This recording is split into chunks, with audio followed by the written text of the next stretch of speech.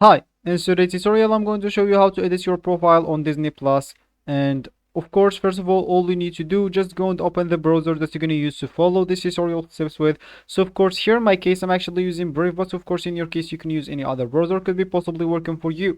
So once you actually open your browser, just go and type disneyplus.com and hit the enter button. And that will not take you into this page unless you're logged in into your account already.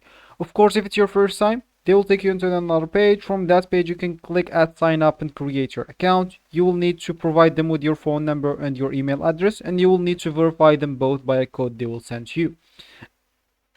So of course, when you do all of that, or if you already have an account and log into it, you'll find yourself here at this home or at this main page. And of course, if you want to start watching, you'll need to subscribe to the Disney platform if you are not doing that yet, or if you didn't do that yet.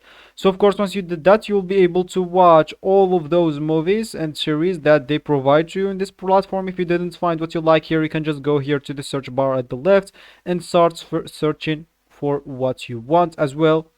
And of course, you can search for whatever movie or series here you would like to watch. So of course, as we said in the beginning of the video, if you want to edit your profile, you'll need to go at the left options right here again, then click at My Space. So of course, when you click at My Space, you'll find here the profiles that you have into this account. Of course, you'll have until 4 maybe profiles or even 5 when you actually subscribe to them. So of course, if you want to edit your profile, just go here in the top right corner and click at edit.